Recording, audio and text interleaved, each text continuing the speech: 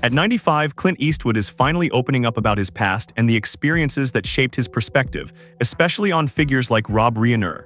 Born Clinton Eastwood Jr. On May 31, 1930 in San Francisco, Clint entered the world during the depths of the Great Depression, a time when stability was a luxury and survival came first. His family moved constantly across California in search of work, and this restless childhood carved a deep sense of self-reliance into his character. It also taught him how to keep his emotions tightly controlled. As a child, Clint wasn't the loud or flashy type.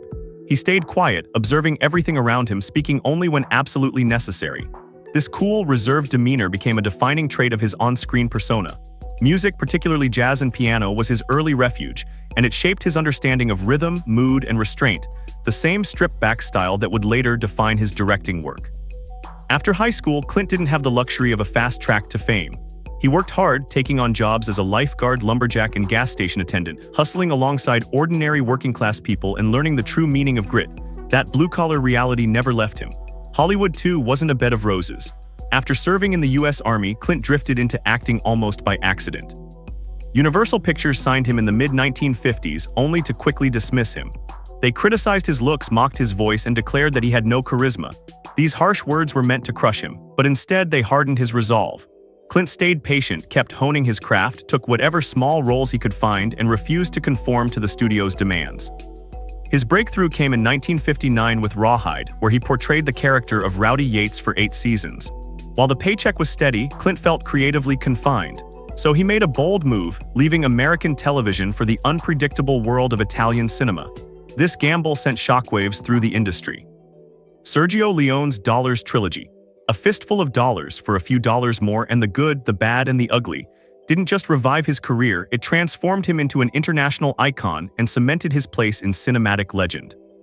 Those films didn't just succeed, they redefined the Western genre. Clint Eastwood's Man with No Name wasn't the typical loud, chest-thumping hero. He barely spoke, rarely blinked, yet he dominated every frame. That cold stare, that deliberate slow walk, that silence, it spoke volumes. No grand speeches, no exaggerated gestures. He said more with a glance than most actors could with pages of dialogue.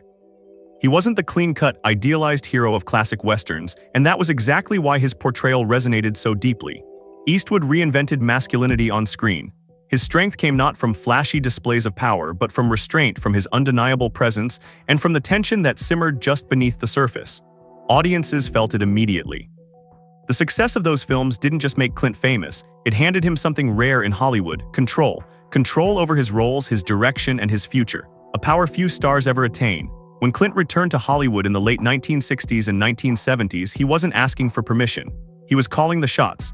Films like Dirty Harry turned him into box office gold. His portrayal of Harry Callahan, a tough, blunt, and unforgiving character, sparked endless debates. Some saw him as a voice for public anger, a symbol of frustration with the system. Others deemed him extreme, but Clint didn't flinch. He made it clear that his characters weren't simple stereotypes. They were complex individuals navigating complicated, messy worlds. What truly surprised critics was Clint's range. He wasn't boxed into one genre or one character type. Westerns, action, thrillers, dramas, even comedies, he embraced them all. Films like Play Misty for Me, High Plains Drifter, The Outlaw Josie Wales, Every Which Way But Loose, and Escape from Alcatraz proved he wasn't just the tough guy. He was evolving, showing more depth with every role. Behind the scenes, Clint was soaking up everything. He wasn't just acting, he was studying, experimenting, and sharpening his instincts. When he finally stepped fully into directing, his style was clear and fearless. Few takes, natural light, no wasted motion. He trusted his actors, allowing the story to breathe instead of forcing it. His films ventured into heavy, often uncomfortable territory: aging, regret, violence, redemption, and the consequences of choices. These weren't flashy, in-your-face lessons, but rather quiet punches that landed when you least expected them. This vision reached its peak with Unforgiven in 1992. The film shattered the myth of the heroic gunslinger and laid bare the human cost behind the legend. The industry couldn't ignore Clint anymore. Unforgiven earned him Academy Awards for Best Director and Best Picture, cementing his status as a serious filmmaker. He followed that with a series of hits that continued to build his legacy: Mystic River, $1 Million Baby, Letters from Iwo Jima, Gran Torino, Changeling, and American Sniper. Each film added another layer to his already towering reputation. And the respect wasn't just domestic. Europe honored Clint with 3 César Awards, proving his impact crossed oceans and cultures. The AFI Life Achievement Award only further solidified his place in cinema history. By 2000, Clint Eastwood's global status was undeniable. The Venice Film Festival awarded him the Golden Lion for Lifetime Achievement, one of the highest honors in world cinema. This wasn't a tribute to a single hit or a single era. It was a salute to decades of work shaped by moral ambiguity, quiet emotion, and a directorial voice that only grew sharper with time. France didn't just admire Clint Eastwood, they crowned him. In 1994, the country that treats film like fine art recognized Clint with the title of Commander, acknowledging how deeply his work had influenced culture not just in America but around the world. And they weren't done. In 2007, Clint Eastwood received the Legion of Honor, France's highest civilian decoration. This honor placed him in an exclusive circle, a group of artists whose influence transcends borders, languages, and generations. Taken together, these accolades paint a clear picture. Eastwood wasn't just successful, he was timeless. His legacy didn't belong to any one country, any one decade. It continued to grow, constantly reshaping cinema on a global scale. Away from the spotlight, Clint's most enduring and complex relationship was his marriage to Margaret Maggie Neville Johnson. Their paths first crossed in 1953, at a time when Clint was broke, largely unknown, and grinding through life with little more than dreams and determination. He juggled odd jobs, lifeguard, laborer, anything that paid, while chasing acting roles that always seemed just out of reach. Maggie, on the other hand, was calm, intelligent, and steady, the exact opposite of Clint's chaotic, unpredictable future. She became his anchor when everything else seemed uncertain, offering balance in a time of turmoil. They married on December 19, 1953, beginning a partnership that would span over 3 decades. Early on, their relationship was marked by financial struggles, and success often seemed like a distant dream. But through those years of uncertainty, Maggie remained unwavering. She carried the emotional weight of their struggles while Clint absorbed rejection after rejection. Then in 1959, Rawhide hit and everything changed overnight. Fame, money, and attention flooded in, but so did the pressure. As Clint's star soared with Sergio Leone's Man with No Name films and later Dirty Harry, their marriage was tested by the relentless spotlight. The sudden rush of success didn't just transform Clint's career, it transformed their entire world. The fame came loud, fast, and heavy, and it placed a constant strain on their relationship. Clint's career became a whirlwind that showed no signs of slowing down, and as his professional life skyrocketed, his personal life began to feel the shift. His schedule grew more demanding, his independence more pronounced, and the balance in their marriage began to shift. While Clint was swept up in the glitz and glamour of Hollywood, Maggie chose a life of privacy, staying far from the limelight. She preferred a low-key existence to red carpets and headline-making moments. Over time, the gap between Clint's public persona and Maggie's quiet world grew wider and more pronounced. Their marriage was far from smooth. Long stretches apart became routine, and Clint's infidelities were widely known, something he later admitted to without avoiding the truth. Still, despite the turmoil, they remained legally married for decades. It wasn't denial.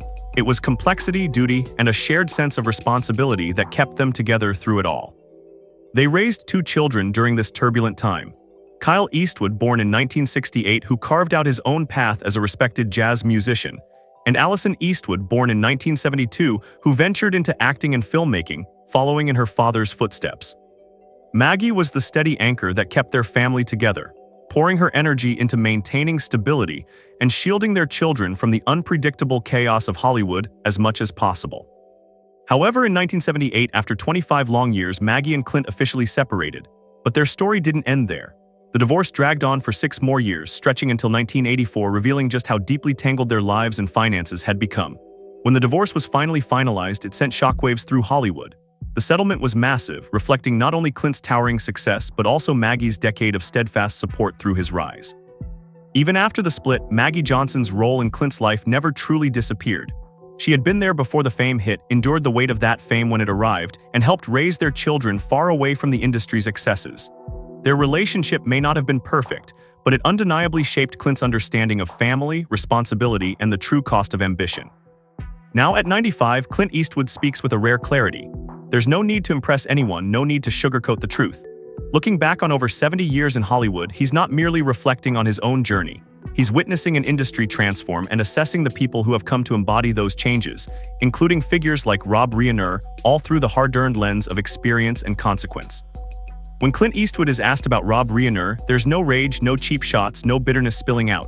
Instead, his tone remains calm, reflective, and grounded in something deeper, a belief that Hollywood has strayed far from its original purpose.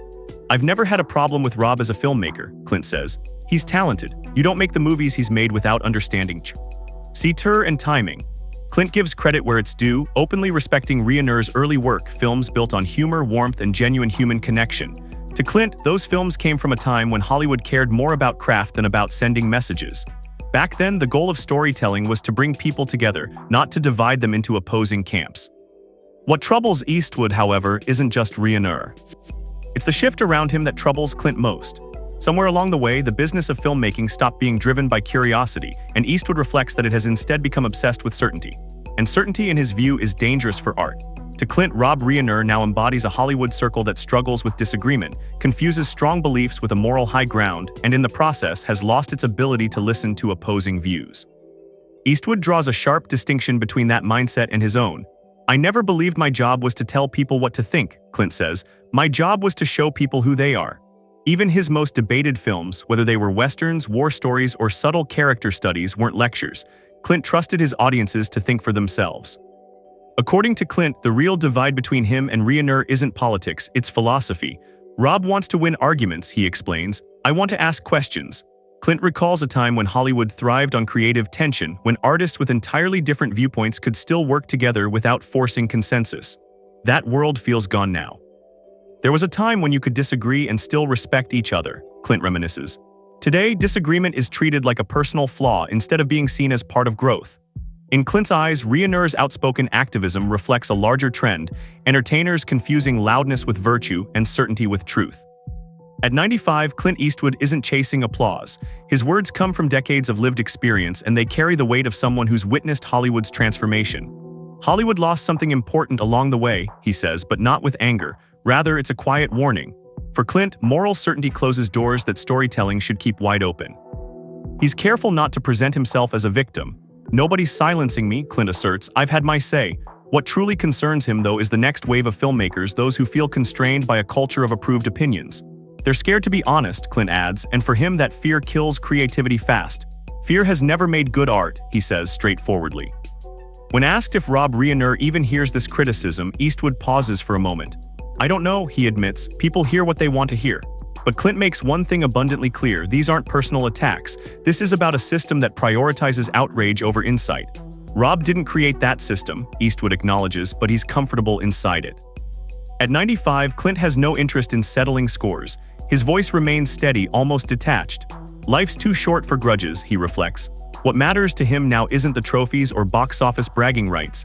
It's freedom, the freedom to tell stories without filters. "Honestly, I'd rather make a movie that makes people uncomfortable than one that tells them they're perfect," Clint adds, revealing his belief that art should challenge, not placate. His truth about Rob Reiner isn't explosive, it's sad.